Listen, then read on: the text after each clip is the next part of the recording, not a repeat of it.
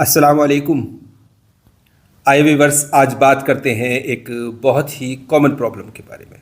एक ऐसी प्रॉब्लम जो बहुत ही रोज़मर्रा की प्रॉब्लम है और रोज़ बरोज़ बढ़ती ही जा रही है। हम सब उसको जानते हैं, उसकी बातें करते हैं, लेकिन जब बात इलाज की होती है तो मुश्किल हो जाती है, चूँकि इसको प्रॉपर समझना ज़रूरी होता है। सिर्फ इसका नाम लेना और इस तरह से बोल देना काफ़ी नहीं होता है। इसकी जो वजूहात हैं, जो असबाब हैं, उनको जानना ज़रूरी होता है। अलामात अक्सर पेशेंट खुद बता देता है। हम बात कर रहे हैं बदहज़मी की। बदहज़मी एक बहुत छोटी सी बात लगती है, बहुत आम बात लगती है, लेकिन इनफैक्ट ये इसको समझना और इसका इलाज करना उतना ही मुश्किल है, क्योंकि इसकी बहुत सारी टाइप्स होती हैं, किस्में होती हैं, और इसके सबब के हिसाब से इसका इलाज किया जाता है। जैसा कि यूनानी का उसूल है, यूनानी सिस्टम ऑफ मेडिसिन में इसको बहुत वाइडली और डीपली एक्सप्लेन किया गया है और समझा गया है। लेकिन हम यहाँ पर बात इसको पूरी तरह से एक्सप्लेन तो करेंगे, लेकिन जो यूनानी सिस्टम ऑफ मेडिसिन की जो पेचीदगियाँ हैं उनसे बच करके कोशिश करेंगे कि बहुत आसान से लफ्ज़ों में और आसान तरीक़े से इस बात चीज़ को समझाया जाए, क्योंकि इसके बारे में बहुत से कन्फ्यूजन्स रहते हैं। तो बदहज़मी एक ऐसी प्रॉब्लम है जो कई वजह से हो जाती है, जो ठंड से भी हो सकती है, बलगम के पैदा होने से, जो कि गर्मी से हो सकती है, सफ़रा के पैदा होने से, या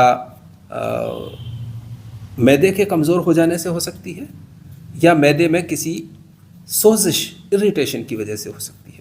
यही वजह है कि बदहज़मी को आमतौर से पहले दो तरह से तकसीम किया जाता है कि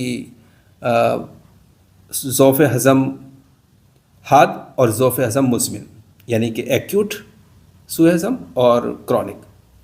फिर हम क्रॉनिक जो सूए हज़म या बदहज़मी है उसको चार तरह से समझते हैं। हालांकि उसकी सब ब्रांचेस भी बनती जाती हैं, लेकिन हम फ़िलहाल इस तरह से बात करते हैं।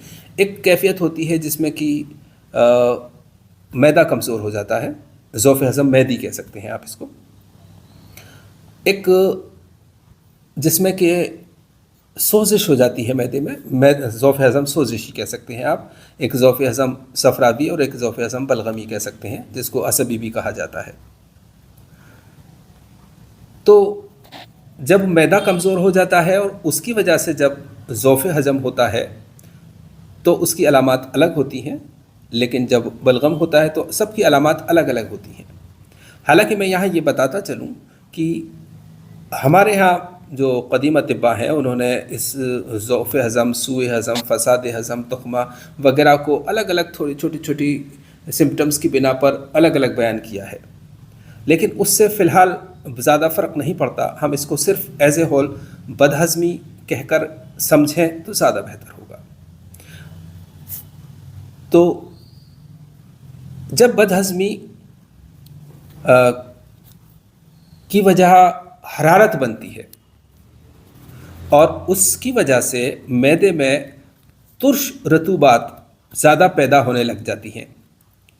समझने की बात है, जब मैदे में हरारत बढ़ जाती है और उसकी वजह से तुर्श रतूबात का तुरशह यानी कि सीक्रेशन ऑफ हाइड्रोक्लोरिक एसिड बढ़ जाता है, पैराइटल सेल्स स्टिमुलेट हो जाते हैं, इरिटेट हो जाते हैं, और वहाँ से हाइड्रोक्लोरिक एसिड का सीक्रेशन, जो कि नॉर्मली भी होता है और ज़रूरी है हाजमा करने के लिए, फूड को डिसइंटीग्रेट करने के लिए हाइड्रोक्लोरिक एसिड HCl का होना ज़रूरी है, सब में नॉर्मली पैदा होता है। लेकिन जब वो ज़्यादा मकदार में पैदा होने लग जाता है और उसके साथ साथ ही दूसरे और रतूबात जो कि हाजमे के लिए हैं, रतूबात हजूमी कहते हैं हम उसको, तो दूसरी जो सीक्रेशंस हैं जो भी हाजमे में मदद लेती हैं वो भी बढ़ जाती हैं, तो मैदे के अंदर रतूबत जमा हो जाती है। अब आप ये देख सकते हैं कि कोई भी चीज़ जो नरम पड़ती है या कमज़ोर पड़ती है आमतौर से गर्मी से और रतूबत से, जैसे कि और हर चीज़ को नरम पड़ने के लिए, जैसे कि लोहा पानी में नरम नहीं पड़ता है, गल चाहे जाएगा लेकिन नरम नहीं पड़ता है, जबकि आग पे रखेंगे तो वो नरम पड़ जाता है। इसी तरह से कोई ऐसी चीज़ है, कपड़ा मिसाल के तौर पे पानी में आप डालते हैं तो वो नरम पड़ जाता है। तो इस तरह से रतूबत हमारे बहुत सारे ऑर्गन्स को नरम कर देती है, ढीला कर देती है। यही वजह है कि हमारे यहाँ पर बहुत सारे अमराज जो है वो बलगम की वजह से पैदा होते हैं और जो कि ढीले हो जाते हैं, ज़ौफ़ आ जाता है। लेकिन हम फ़िलहाल बात कर रहे हैं बदहज़मी की। तो जब बदहज़मी गर्मी की वजह से हो और उसमें सीक्रेशन ज़्यादा हो और वो बहुत दिनों तक रहे, हफ्ते में एक बार हो गया, महीने में एक बार हो गया, 6 महीने में एक बार हो गया, तो फिर इसका कोई ख़ास असर सामने नहीं आता है। कभी कभी ऐसा हो जाता है, लेकिन अगर हफ्ते में 2-3 बार होने लगे या फिर रोज़ रोज़ होने लगे तो फिर ये मर्ज़ बन जाता है। और ये फिर इसमें जो आमतौर से अलामात सामने आती हैं वो सीने में जलन होना, सीने में जलन के साथ दर्द होना, मतली होना, पेट का भारीपन होना और मुंह से पानी आना, कभी उल्टी भी हो सकती है और मुंह से पानी आना, और खाने का हज़म नहीं होना या देर से हज़म होना, पेट में बहुत देर तक रुके रहना। बात समझने की है। तो जब ये कंडीशन, चूँकि बदहज़मी की कई वजूहात होती हैं, इस वजह से हम दूसरी वजूहात को बात न करके इसको हम आज के नज़रिए से, जो मॉडर्न साइंस है उसके नज़रिए से इसको हम देखना चाहते हैं, इंटरप्रेट कर रहे हैं हम। तो जब ये सूए हज़म, ज़ौफ़ हज़म पैदा होता है तो इसकी वजह से जो हमारा ईसोफेगस है, जो मिरी है, उसका स्फिंक्टर जो है, जो इसको हम LES कहते हैं, लोअर ईसोफेजियल स्फिंक्टर, वो ढीला पड़ जाता है। यहाँ पर हरारत भी है और रतूबत भी है। इन दोनों की वजह से ये स्फिंक्टर ढीला पड़ जाता है और उसकी वजह से जो उसकी खाना अंदर जा सके और बाहर नहीं आ सके, ये एक प्रोसेस है, नेचुरल बात है। लेकिन वहाँ पर जब ढीला पड़ता है तो फिर ये ऊपर की तरफ रिफ्लेक्स होने लगता है, ऊपर की तरफ पलट के आने लगता है। तो ये आम तौर से जो मॉडर्न सिस्टम है वहाँ पर एसिड रिफ्लक्स कहा जाता है, लेकिन इसको फिर GERD भी कह देते हैं, गैस्ट्रोइसोफेजियल रिफ्लक्स डिसीज़। तो छोटे लफ्ज़ों में कहते हैं तो एसिड रिफ्लक्स कह देते हैं, उसको ज़्यादा एक्सप्लेन करते हैं तो GERD कह देते हैं, और उसको शॉर्ट में गर्ड या जर्ड इस तरह से भी बुलाते हैं लोग। बहरहाल, ये जो एक GERD है, ये एक अलामत है सूए हज़म की। अब अगर हम इसको सिर्फ GERD मान करके और यूनानी में ट्रीटमेंट करना चाहते हैं तो हम नहीं कर पाएंगे, क्योंकि वहाँ जब इसको GERD को जिस नज़र से देखा गया तो उसी नज़रिए के हिसाब की दवाएं भी बनाई गई। मिसाल के तौर पर GERD के लिए PPIs होती हैं, प्रोटॉन पंप इनहिबिटर्स होते हैं, जो कि वहाँ के सीक्रेशंस को रोकते हैं। तो वो ये जानते हैं कि यहाँ से एक्स्ट्रा हाइड्रोक्लोरिक एसिड या जो सीक्रेशन से ज़्यादा हो रहे हैं तो इनको रोका जाए वहाँ पर। इसी तरह से H2 रिसेप्टर एंटागोनिस्ट्स होती हैं, जैसे रेनिट्रिडिन, फेमिट्रिडिन वगैरह, तो वो दवाएं भी वहाँ से उसको पैराइटल सेल्स में जो सीक्रेशन हो रहा है उसको रोकने के लिए होती हैं। तो वहाँ पर क्या काम किया जा रहा है, जो सीक्रेशन ज़्यादा हो रहा है उसको सप्रेस किया जा रहा है, उसको सुखाया जा रहा है उस वक्त। यही वजह है कि आज कैप्सूल या गोली ली जाती है तो आज फ़ौरन काम होता है, लेकिन कल ये प्रॉब्लम फिर हो जाती है और ये फिर होती है और फिर होती है, और हमें रोज़ रोज़ वो दवा लेनी पड़ती है। और एक वक्त आता है जबकि वो दवा अपना काम करना बंद कर देती है, या दिन में 2 बार लेनी पड़ती है, या ज़्यादा डोज में लेनी पड़ती है, और बहुत से केसेस में अक्लोरहाइड्रिया हो जाता है, जहाँ हाइड्रोक्लोरिक एसिड का सीक्रेशन कम हो जाता है, जिसकी वजह से खाना हज़म होने में परेशानी होती है, क्योंकि HCl हाजमे के लिए बहुत ज़रूरी है। तो आप इसको यूँ नाम से पुकार सकते हैं कि GERD है, एसिड रिफ्लक्स हो रहा है, लेकिन इलाज करने की जब बारी आएगी तो आपको ये जानना होगा कि इसकी क्या वजह है, ये क्यों हो रहा है। तो यूनानी नज़रिए से जब आप देखेंगे तो आप पाएंगे कि मैदे में जो हरारत है, जो रतूबत है, वो बढ़ गई है। लेकिन अगर मुँह का जायका खट्टा है तो इसका इलाज नमकियात की वाली दवाओं से किया जाता है, जैसे कि यहाँ पे कभी नौशादरी है, सफ़ूफ़ुल इमलाह है, नमक सुलेमानी है, या ऐसे ही और हाजमे के जो सफ़ूफ़ होते हैं वो, या हाजमे की इसी तरह की जो दवाएं होती हैं वो। यहाँ पर हम जवारिश कमूनी इस्तेमाल नहीं करेंगे, जवारिश विस्वासा इस्तेमाल नहीं करेंगे, जवारिश जालिनूस इस्तेमाल नहीं करेंगे। आप देख रहे हैं कि यहाँ पर मैदे में हरारत, अगर जालिनूस आप देते हैं तो रतूबत को खुश्क करेगी, लेकिन वो हरारत को बढ़ा देगी, और हरारत बढ़ जाएगी तो फिर से रतूबत ज़्यादा पैदा होने लगेगी और सीने में और ज़्यादा जलन हो जाएगी। इसी तरह से तो ऐसे वक्त में हमें ये दवा देनी होती है, लेकिन इसका जो एक प्रॉपर सा उसूल इलाज है ये है कि इस तरह के केसेस में जो खाने से पहले हम थोड़ी सी ऐसी सफ़ूफ़ दे देते हैं जिससे कि मैदे में थोड़ा सा इनक़िबात पैदा हो जाए, जैसे कि सफ़ूफ़ सुमाक, सफ़ूफ़ गुलधावा, या सफ़ूफ़ हब्बुल आस, या ऐसा ही कोई सफ़ूफ़ जो इनक़िबात पैदा करता है पहले जा कर के, और उसके बाद खाना खाया जाए, और खाने के बाद फिर ये नमकियात वाली जो दवाएं हैं, ये जो रतूबत का जो सीक्रेशन होता है उसको रोकती है। लेकिन अगर पेशेंट का मुंह का टेस्ट नमकीन हो, तुर्श हो, तो फिर इलाज बदल जाता है, क्योंकि जैसा कि मैंने कहा कि अलामात बदहज़मी की सभी के अंदर बहुत सारी अलामात एक जैसी होती हैं, इसलिए हमें थोड़ी थोड़ी बातों से इसको डिफ्रेंशिएट करना होता है। तो अगर इस तरह का मुंह नमकीन जायका पेशेंट बोलता है कि नमक के जैसा मुंह रहता है, तो फिर हमें जो तुरशी वाली जो जवारिशात हैं या दवाएं हैं, जैसे कि जवारिश ऊद तुर्श, या आपकी जवारिश अनारैन, या जवारिश तमर हिंदी, इस तरह की दवाएं हम खाना खाने के बाद देते हैं। और अगर इन केसेस में कुछ ज़्यादा परेशानी होती है तो सबसे पहले एक बार उल्टी भी करवा दी जाती है, तो और ज़्यादा बेहतर रहता है अगर पेशेंट इसके लिए आमादा हो जाए तो। इस तरह से जो एसिड रिफ्लक्स या जीआरडी है उसका ट्रीटमेंट। अच्छा, इसमें यहाँ पे ये भी होता है कि अगर पेशेंट को खाना खाने के बाद पेट में बोझ महसूस हो जाए, भारीपन महसूस हो, और खाना बहुत देर तक मैदे में रहे, आगे नहीं बढ़े, तो इसका मतलब ये होता है कि यहाँ पर क्या होगा कि इतनी उल्टी नहीं आएगी, दर्द होगा, पेट फूलेगा, डकार आएंगी, लेकिन जो मुंह से पानी नहीं आएगा।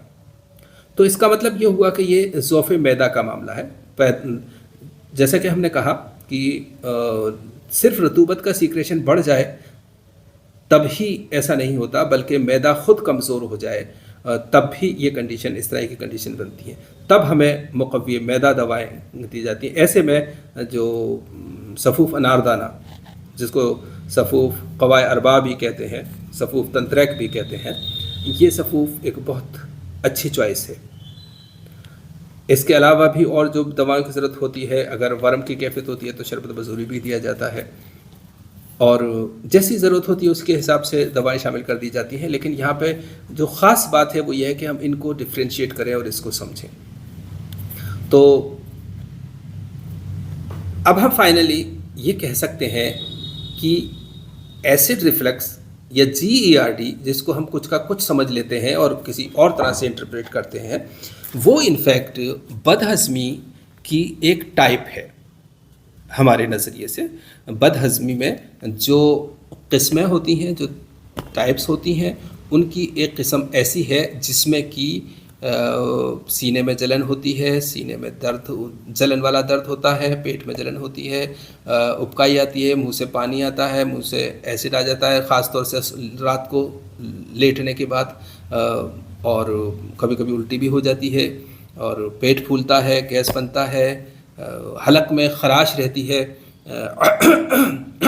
ऐसा करता रहता है आदमी अक्सर रिफ्लक्स की वजह से, उसको ये बड़ी परेशानी होती है। कभी कभी आवाज़ बैठ भी जाती है, और अगर ये ज़्यादा हो जाए तो फेरेंजाइटिस भी हो जाता है, हलक में सूजन आ जाती है। यानी कि प्रॉब्लम मैदे में है लेकिन केस रेसिपी में चला जाता है या ENT में चला जाता है। तो इसका इलाज उसी तरह से होना चाहिए जड़ का। बहरहाल तो हम ये देख रहे हैं कि GERD को जब हम बदहज़मी की एक किस्म के तौर पर समझेंगे और उस उसूल इलाज को अपनाएंगे तो हम इसको कामयाबी के साथ इलाज कर पाते हैं, अल्हम्दुलिल्लाह, जैसा कि हम करते हैं। इनफैक्ट इलाज करते वक्त आपके पास जो भी ज़रूरी दवाएं हैं वो मुहैया होनी चाहिए, तब बहुत आसानी रहती है। और आखिर में हम यहाँ पर ये भी बात करते चलें कि ये सारी प्रॉब्लम्स हैं एसिड रिफ्लक्स की या बदहज़मी की, इसको ट्रीट करते वक्त इस बात का भी ध्यान रखा जाए कि क्या इसमें लीवर भी शामिल है। बहुत बार ऐसा होता है कि लीवर भी इसमें शामिल होता है, तो उस बात का भी ध्यान रखा जाए। और आम तौर से मैदे की मैदे में 4 कुव्वतें होती हैं, हर चीज़ की अपने आप, फिर ये कुव्वतों के बारे में हम फिर कभी डिटेल से बात करेंगे। लेकिन मैदे की जो 4 कुव्वतें होती हैं उनमें से 2 कुव्वतें अक्सर कमज़ोर हो जाती हैं ऐसी हालत में।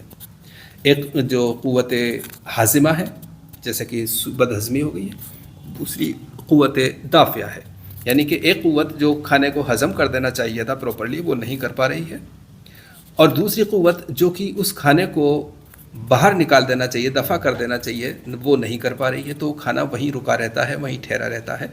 चूँकि मैदे की जो अपनी कुव्वतें हैं, यानी कि यहाँ पे मैदे का ज़ौफ़ है जो है वो कम कुव्वतें हैं, कमज़ोर हो गई। तो इस तरह से जो सफ़ूफ़ तंत्रिक है वो 4 कुव्वतों पे काम करता है, वो एक अच्छा ऑप्शन है।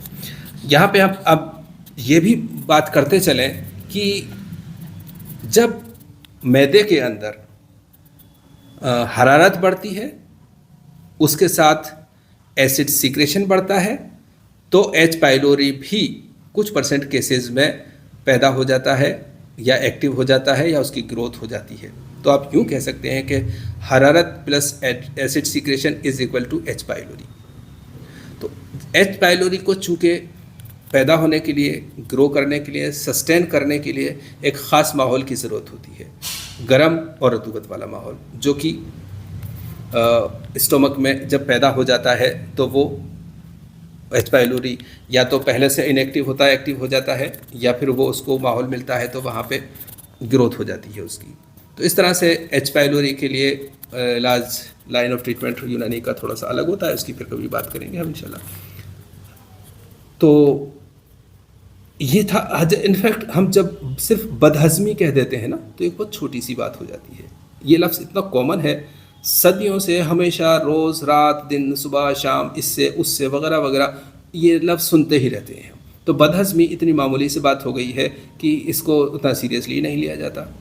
जब हम फसाद हज़म कहें, सूए हज़म कहें, तो फिर थोड़ी सी इम्प्रेशन पड़ता है और केयर करने की ज़रूरत महसूस होती है, तो हम इसको सूए हज़म कह सकते हैं।